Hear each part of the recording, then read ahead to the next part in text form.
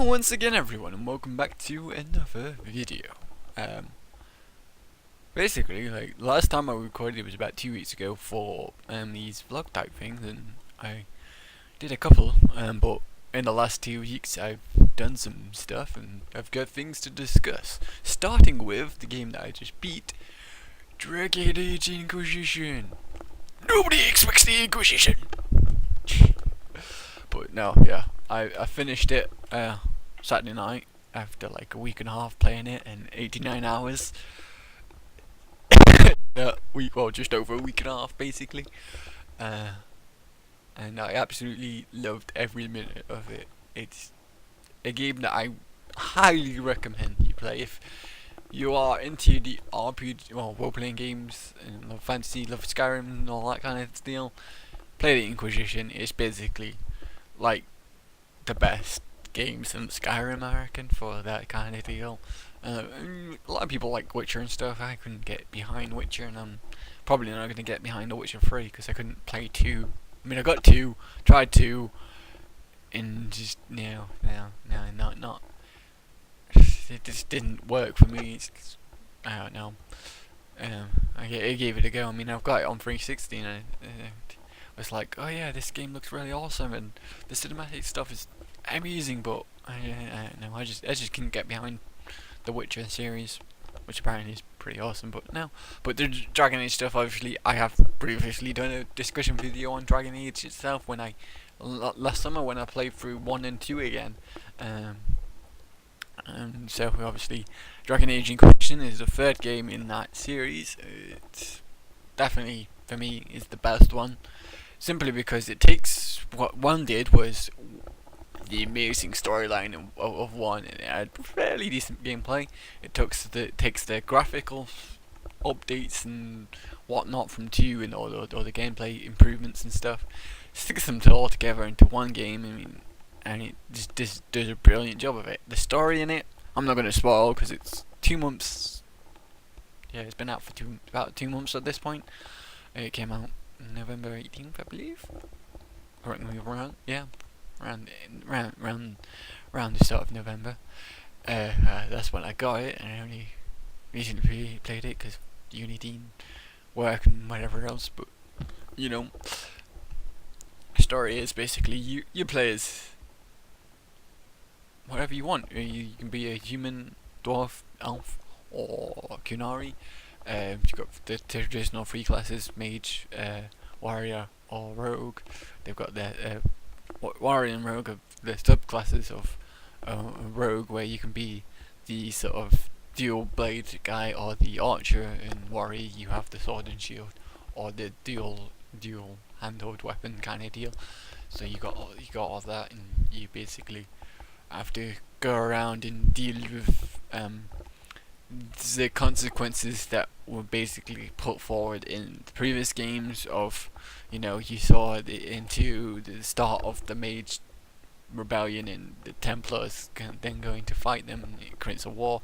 This is set sort of towards the I think it's set like when that's just everything's gone insane with that. The mages have completely and broken up the circles basically, and went to freedom, and it's set 10 years after the first game. I think it's set 5 or 6 years after the second game, where it's a couple, and you go into this world where obviously that all builds into it, and it's really very interesting. And you have a bunch of threats, and obviously you have to fight different groups of people, including the rebel mages and Templars, during the game kind of deal. And you set up this Inquisition to solve the big problem in the game and kind of deal.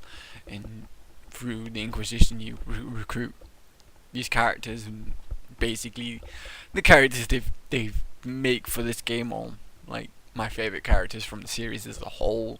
Like, 1 had some decent characters like Liliana, who shows up in this game and is your spy master for this game.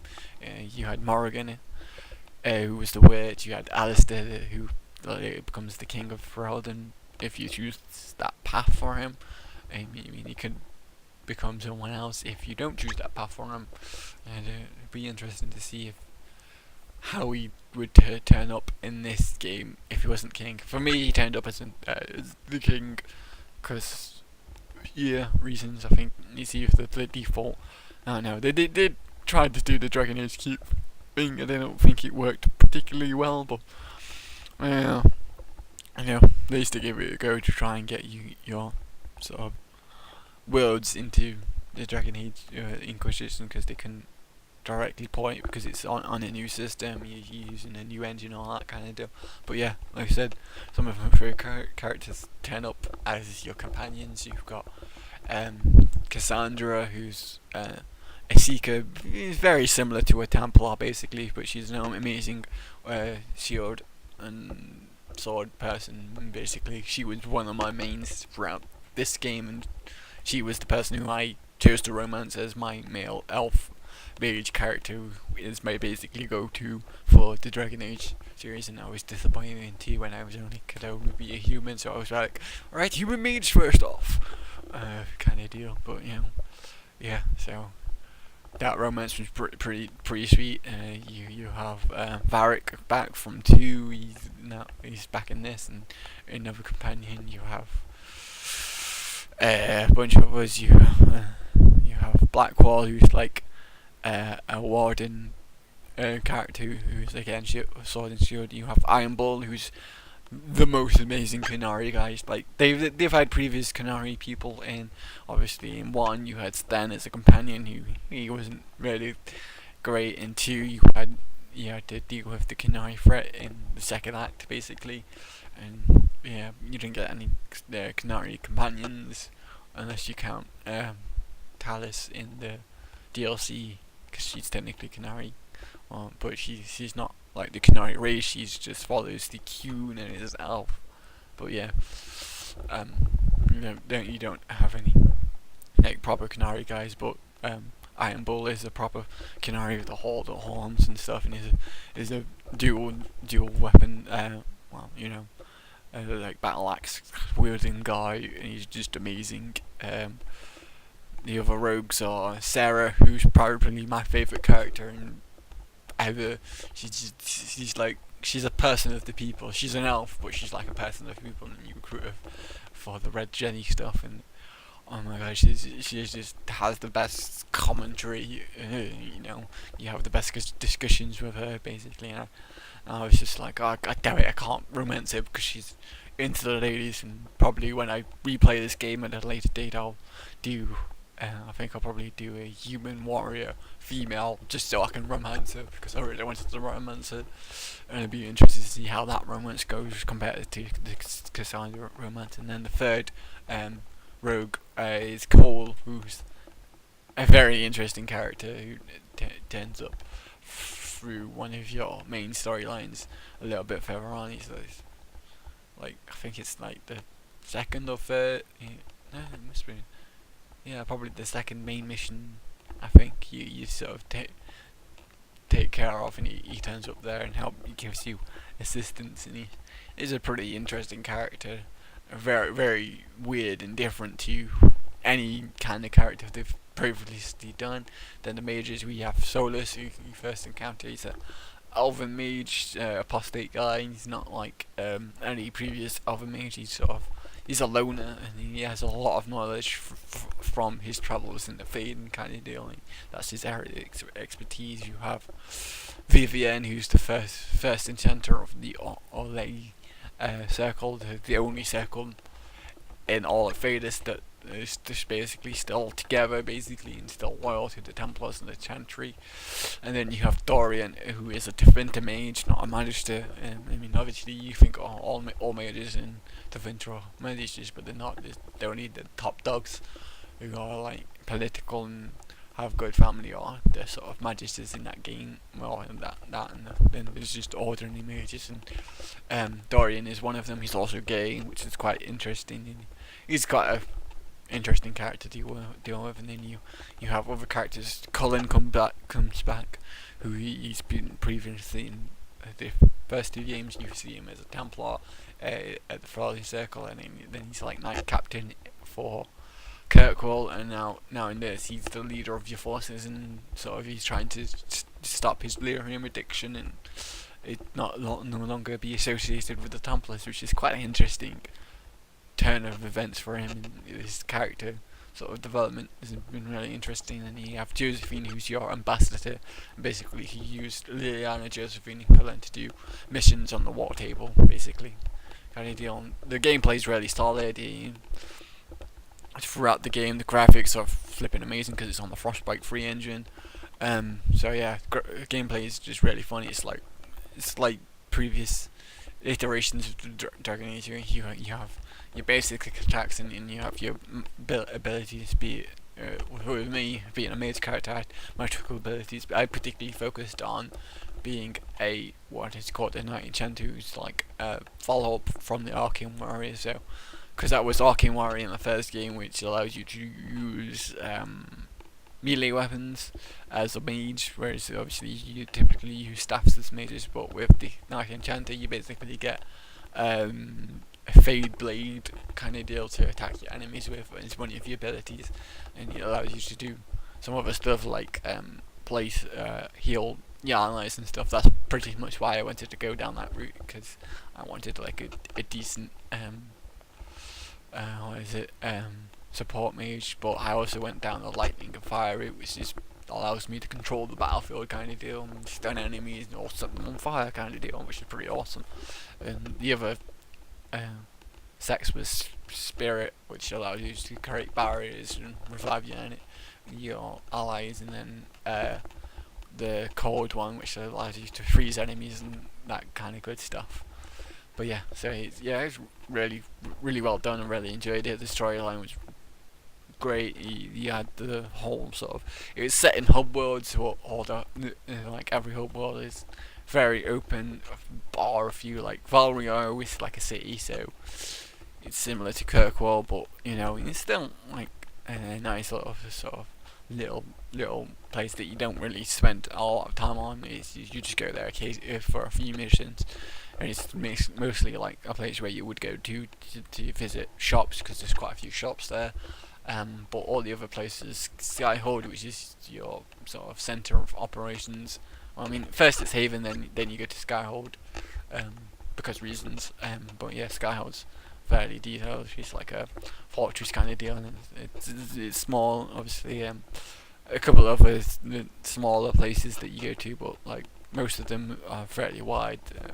Particularly like the hinterlands and the western approach are really big open places, and you have a lot of explorations to do, which is why they've given you mounts in this game for the first time, which allows you to cover distances a lot quicker. You have also these fast travel ways where you can, if you discover like a camp, and set up a camp and there's a couple of places where you can set up camps, you can travel to these camps, and it allows you to get around the map a little bit quicker kind of deal. A couple of things that I didn't like was you can no longer put in points into the attributes. You can only choose your abilities, which obviously as a hardcore like RPG player I would want to mess around with the attributes. In the previous games I allowed you to do this, but you can't do it in this game. You only have 8 abilities that you are able to use during combat. The radio menu no longer allows you to access other abilities that you have, but sort of like you sort of go, alright, I want to use these ones in my hotbar, but kind of deal. So that was a little, I mean, just because I was like, a couple of abilities which I would like to use, but I sort of sacrificed them to get a couple of the other abilities which I thought these would be more useful for me to have in combat and are more powerful kind of deal. You can't compare items in the inventory. A lot of people complain about the Dragon Age inventory system. I actually don't mind it. It's like obviously you haven't played the first 2 games. I'm quite used to it, and it's set up really nicely for me. It's like I know if I could just change to different weapon types or armor types if needs be. But I really just mainly used it all, and I'm just like I know which items are for which characters. But the compare function was the one I really missed, because it's like the one you've currently got equipped to like a new one, which could be technically better depending, like if they've got the same amount of damage. It's like you wanted to compare them to see if they've got better magical abilities or like whatever kind of deal. And I was a bit sad that didn't have that. Or wasn't that? Did I miss anything? Like, what anything else that I was annoyed at? Don't think so. I did try the bit of multiplayer yesterday. I had a lot of issues just lag wise. It might be because of my internet, but connecting the servers might be just a bit of an issue. The multiplayer doesn't really build into the game as much as the Mass Effect 3 multiplayer did. I mean, the Mass Effect 3 multiplayer was really good and built into the game. Like, you didn't have to do the multiplayer, but if you wanted to do the multiplayer, you would get a bit of benefit from doing that. With this Dragon Age Inquisition multiplayer, again, it feels like Dragon Age, and you have different classes and all that kind of good stuff. So it definitely feels like Dragon Age, but it's not as well done in this. I don't think there's as many places you can go to. There's only like 3 maps that you can explore. I mean, you can do different routes depending on the characters you've got. So you can have a mage unlock a certain way, a rogue unlock another certain way, and a warrior do another one depending on the abilities. Or no, depending on the class you choose, kind of deal. Because obviously rogues can unlock doors, mages can get rid of barriers, and warriors can bash through sort of obstacles or weak walls, as the case may be. And I did enjoy the little time I spent in the multiplayer, but because it was so laggy for me, I'm just like, this is not quite playable, just for me. I'm like, if I move and get better internet, it might be like, I find that the multiplayer is really good. I just wish it sort of built into the game a little bit more, because you got all the Inquisition stuff and trying to get influence and alliances and all that kind of deal for some reason, and I wish if you sort of finish doing all these like, if you do finish a mission or finish a set of missions or whatever, you get, oh, okay, this is you get a certain amount of influence for the single player stuff, and it'll help you that way, kind of deal. But it just didn't feel like they sort of fit together. It was just like the multiplayer just offers on its own. You just play sort of Inquisition agents, and that's just how they sort of got it to fit together, basically. But other than that, it was decent, and obviously I would have liked to explore more if I didn't face the lag issues that I did. But yeah, overall I really enjoyed the whole story of the game, and other than the ending was, for me, like, because I was a high level character at that point, it was a little anticlimactic, because in previous games you had these really difficult sort of end boss battles, and the end boss battle for this game wasn't terrible. It's like, by the time I got to it, like, I killed all the dragons and whatever else. The dragons were like these really epic fights, in this fight they're sort of epic, and the setting, just the end boss wasn't quite so good. I mean, I sort of finished him in like 10 minutes or so, whereas like I remember going against the Archdemon in the first game was like a whole thing that took me like an hour or two to fucking beat that guy. The second game, Orsino and Meredith were both again really decent sort of end bosses that you had to go against one after the other, and so, you know, again, it's like for this guy that you face was sort of like it wasn't the best he uses. So yeah, so it's like a little anticlimactic. I don't know if I complete it again on harder difficulties, whether or not it'll be, oh yeah, this guy's a lot tougher now, or whatever. But you know, we'll see. But yeah, that's pretty much what Dragon Age Inquisition is. I do highly recommend it. It's definitely, like, a lot of people was giving it Game of the Year, and I agree with it. It was definitely, for me, out of all the games that I played for the Xbox One, the best one for me. Destiny is really good, but its story doesn't do it justice. Like, Dragon Age Inquisition has really good story and gameplay, whereas Destiny just has the really good gameplay. You know, and for me, story does matter quite a bit. So yeah, so there is my opinion on that. highly recommend it.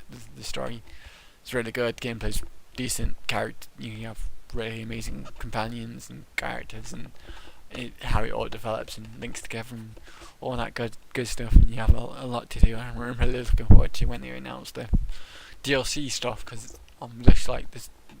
I was like, was going through the gameplay. I'm just like, I don't know what they can add to this game, in terms of DLC. And then it ends. I'm just like, well, they can't add anything building up to it, or perhaps they could. I don't know. But it's like, I wonder what happens after this. I mean, it's definitely like they could sell. I was wondering if they're going to do a fourth one, what they could do. But I can see sort of like, there's possibilities that they have open to them, kind of deal. So yeah, definitely gonna be looking forward to more DLC from the game, and if they do the fourth one. So yeah, I'll see you guys next time where I discuss something else. Peace out, Girl Scouts.